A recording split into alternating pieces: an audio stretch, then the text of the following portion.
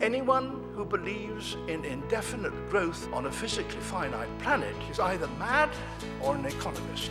We don't want to focus politics on a notion that involves the rejection of principles around which a large majority of our fellow citizens organize their lives.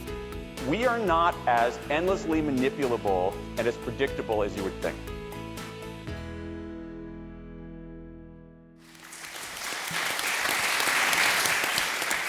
The experience of being a migrant isn't necessarily the classic Ellis Island model of arriving in a new country with a suitcase and that being you. It's a different experience because of the ease of connection, of travel, and so on. Is that good news? Things we should welcome, the ability to have more links. Should it make us anxious if you're here and there? Are you somewhere in between? Are you never quite sure where you belong? My dad came in 1963 to Britain to work in a factory. He was an economic migrant, and he left my mum and 2 kids. 40 years on, my sister-in-law's brother has come from Pakistan in the same village that I was born. He's here on an education study visa. He's left his wife and 2 kids, and he's in Britain. So in some ways, I think, there isn't any change at all. But the difference is that he can communicate with his wife and his kids via Skype. He can talk to them regularly. He watches television like my mum does, straight from Pakistan. So the distance between the old country and the new country is much less. And I think the key difference which that leads to is the assumption that I think that happened with immigration in the 60s, the 50s, was that immigration would eventually lead to integration and hyphenated identities because the old country would largely become a place of memories and letters rather than an active place. And I think the new assumptions we have to make is that immigration doesn't necessarily lead to integration. And the fact that both countries, the old country and the new country, can be here at the same time has, I think, has challenging issues for the notion of citizenship and identity in Britain. My parents came here in the when Nigeria was still under colonial rule. I was born here, but they went back because then you had to choose. You didn't have a choice of here and there, so they went back. And then I made the choice to come here, and I actually am actively engaged in both here and in Nigeria. And I wouldn't describe myself as British, neither would I describe myself as Nigerian. I would say I'm a British Nigerian. I take part in both. And I have the ability to do that because of the information I have. On the other hand, I know people who, because of the information, ICT and e-media and, the way things have changed, actually you can be here and you don't have to integrate in the society. Because if you still have that affinity with where you're coming from, then you don't have the desire to engage with the wider society. And that presents as a challenge to integration. At the end of the day, I think integration is as good as also the host country enables people to be. And that's one of the key challenges because sometimes policies don't support integration. I'm mindful that people do have a choice now in terms of multiple citizenships. I have family across the globe, and I'm in active engagement there. I say to people I contribute to the GDP in Nigeria and I contribute to the GDP here. So I have a say in every country where my money goes, either through remittances or engagement. I read Jonathan Swift, which people don't read these days, but he called us a mongrel nation. And of course, his books were about the understanding of difference. And I think that modern communications has made this more challenging because people can instantly see what's happening across the world, satellite, text, internet, all the rest of it, which has increased communication and understanding, and it's certainly increased people being able to stay with their host culture, whether it's Pakistani television or whatever, but it's also increased insecurity and instability, as has globalization on the economic front. And I think that the big challenge is this issue of people's fear of rapid change, of difference around them, of where their place is, sense of identity and belonging, and how to reinforce that whilst welcoming the influx and the nature of migration and ensuring that secure borders and ordered, legal, legitimate migration is a counterweight to xenophobia. And I fear that we're moving into an era where it's becoming almost fashionable on the left to be xenophobic, and that's very dangerous. So, David, you actually think we're losing the balance, really, between the challenges and the positive contribution? Yes, I think we are. I think that it's understandable if you're unemployed and you think somebody's taken your job, it's usually a complete myth, to actually be anti-immigration. What people should have been afraid of is unmanaged illegal migration with exploitation by unwarranted employers, and with people being pushed into the sub-economy. When we agreed in 2004 to allow people to work legally here who were entitled to move from Eastern Europe, 40% of those who registered for work were already in the country. It was a complete myth that there was a great tide that swept in. Many people were already here. They were working in the sub-economy. They were in danger of undercutting other people's rates, but they were also in grave danger of being exploited. And I think we need a system that's open, transparent, legal and legitimate. These anxieties are nothing new, as your book demonstrates. Do we have more to be anxious about these days or less? We have more to be curious about, I think. I think everything that's been said is right. I think modern information technology has changed the plot considerably in ways that we can't quite predict what the outcome of them will be. There are studies of North Africans in Paris recently which show that people are having virtual webcam dinners with the folks back home in Morocco and Algeria. And, they can show people around the bathroom, do you like what we've done with the kitchen, or this is your new child. It's a long way from the old famous Irish letter of the 18th century saying, you have another brother, please send money. I feel a bit anxious about it. If people are watching the evening news from Pakistan, not at the BBC, I don't know if I do want to celebrate that. And does that matter? And can we do anything about it anyway? I think it does matter a little bit. And I think the part of the reason is that it seems to me that sometimes when we kind of overly celebrate or venerate this, we're sort of doing it from, quite a middle-class metropolitan kind of attitude, as in, the street full of different restaurants that you can go and eat a different cuisine kind of idea. And I just wonder that on the street level, if you have that lack of engagement with what's going on, there could be a political lack of engagement, which means that you don't really care about what's going on in your own country, as in the country you're living in.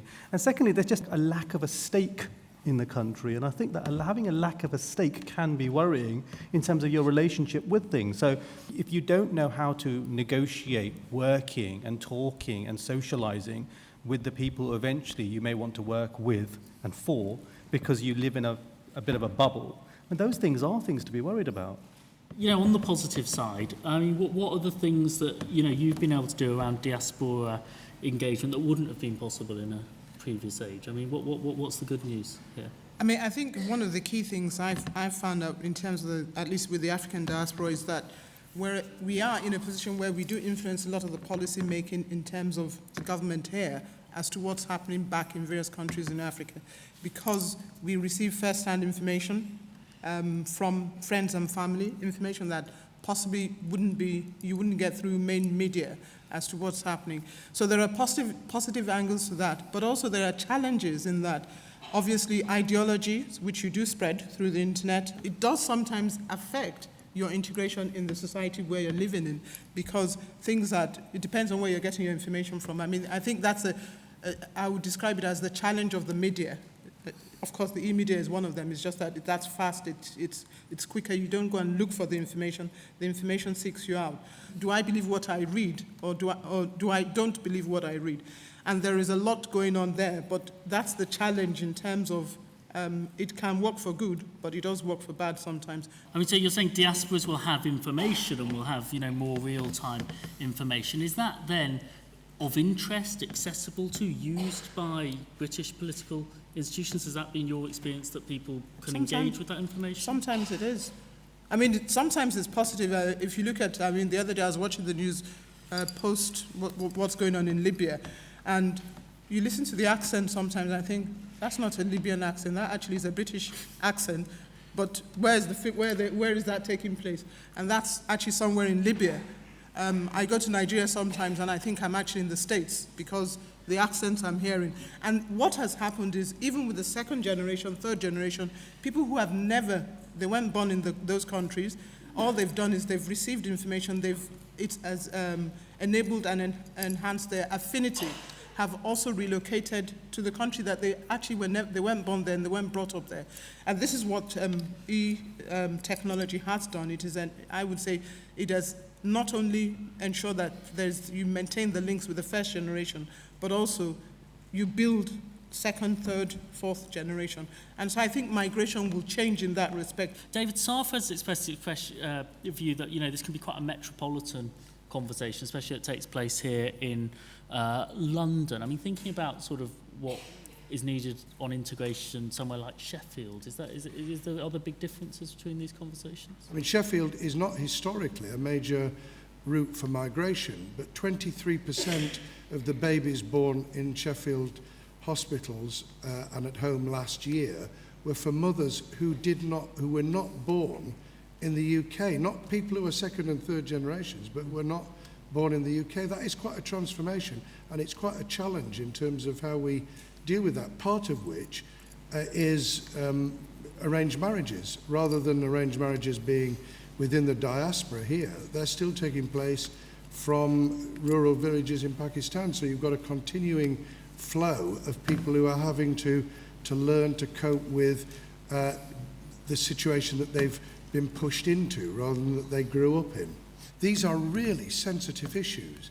I tried to raise them 8 years ago about whether there could be a conversation within the communities affected to actually determine whether they changed the pattern of the culture. I got absolutely nowhere. I suspect that we'll have to re-engage with it, not least in terms of marriage to first cousins, which is turning out to be an absolute disaster in terms of disability. I think one of the challenges when it comes to immigrants coming over is that it makes Britain, as it is, ask tougher questions about what actually the mainstream or what the red lines are. Do you know what I mean? And I think that part of this discussion that David was just mentioning about first cousin, etc., it's about sort of what are the things that we hold to be so sacrosanct that actually you can't be messing with that, and whether that's to do with tolerance about literature or whether it's to do with relationships, etc.